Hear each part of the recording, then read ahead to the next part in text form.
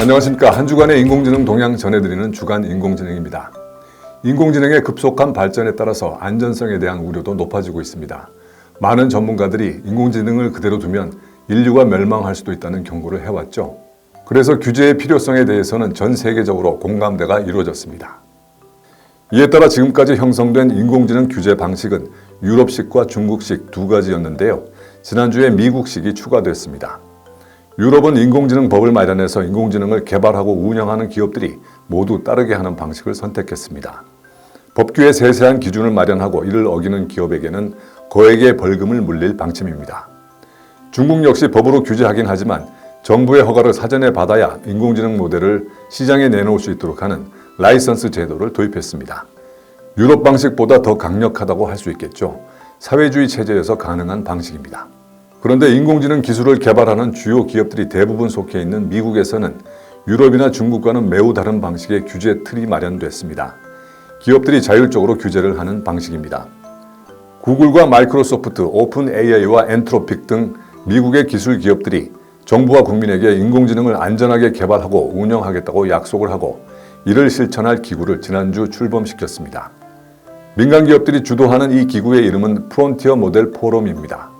참여 기업들은 포럼 출범 후 공동성명을 통해서 대형 기계 학습 모델의 안전하고 책임있는 개발을 위해서 안전장치 연구와 모범 사례 발굴에 집중할 것이라면서 다른 AI 개발 기업의 참여를 촉구했습니다.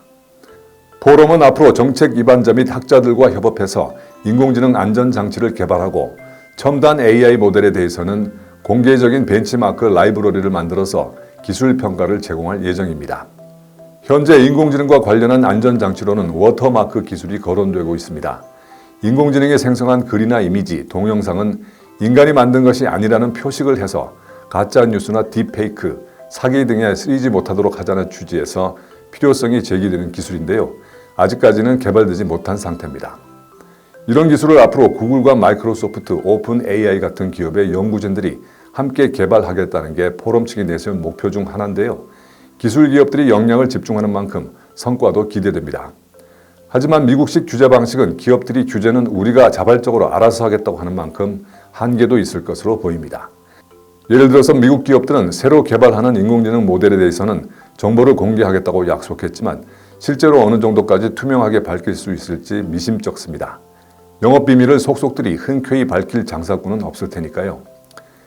미국 정부도 마냥 기업들의 자율적 규제에만 기대겠다는 입장은 아니고 장차 법을 마련하고 국제적인 규제 프레임워크도 구성할 방침이라고 말합니다. 하지만 시간이 오래 걸릴 수밖에 없기 때문에 미국에서는 기업의 자율 규제 방식이 통용될 전망입니다. 이어서 기술 동향 전해드립니다.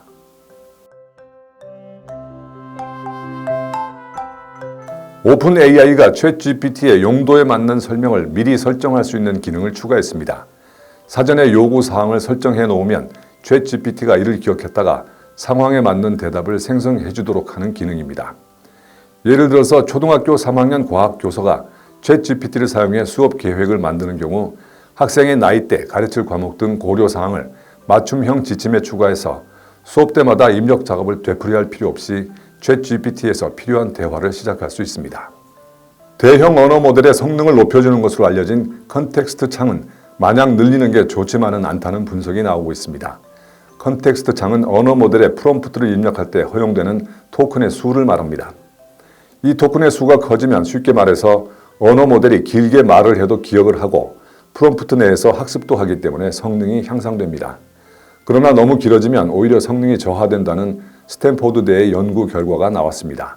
비용도 기하급수적으로 늘어납니다. 지난해 구글 데이터 센터에서 소비한 물이 전년 대비 20% 늘어난 52억 갤런에 이르는 것으로 나타났습니다. 100만 명이 하루 2리터씩 한 달 동안 마실 수 있는 양인데요. 최근 생성 인공지능 모델의 개발로 데이터 센터의 컴퓨팅 용량이 커진 데 따른 것입니다. 데이터 센터는 컴퓨터 서버와 스토리지, 네트워크 장비 등을 모아둔 시설이라서 많은 전력을 사용합니다. 이 과정에서 열이 발생하고 이를 식히기 위한 냉각 시스템에 대량의 물이 소비됩니다. 서울대학교가 초고대 AI 모델 및 플랫폼 최적화 센터의 문을 열고 본격적인 인공지능 모델 구축에 나섰습니다. 한국어와 영어로 구동되는 가벼운 인공지능 모델을 개발하는 것이 목표입니다. 우선 올해부터 2026년까지 오픈 AI의 GPT 3.5 수준의 성능을 가지면서 크기는 100분의 1인 모델을 개발할 계획입니다. 또 2027년부터 3년 동안 최신 AI 모델과 정확도가 비슷하고 크기는 100분의 1인 모델을 개발할 예정입니다. 이어서 업계 주요 소식 전해드립니다.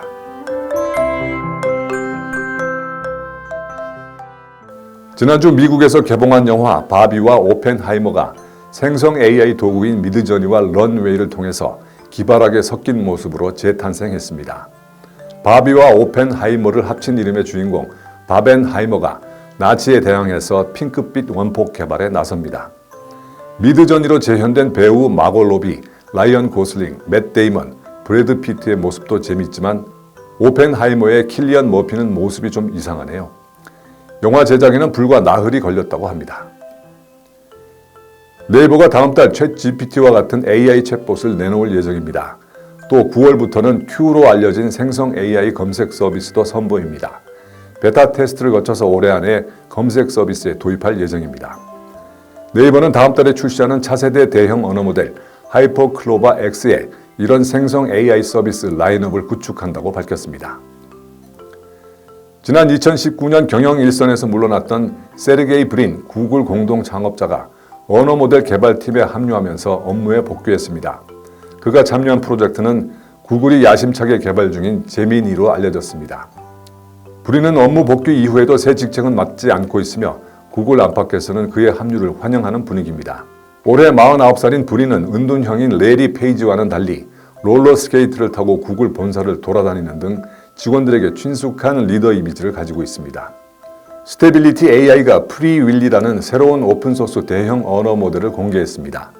이 모델은 이미 나와 있던 메타의 오픈소스 모델 라마를 합성 데이터를 포함하는 소규모 데이터 세트로 미세 조정해서 만들었습니다. 작은 규모의 언어 모델이지만 벤치마크 테스트에서 챗 GPT를 능가하는 것으로 나타났습니다.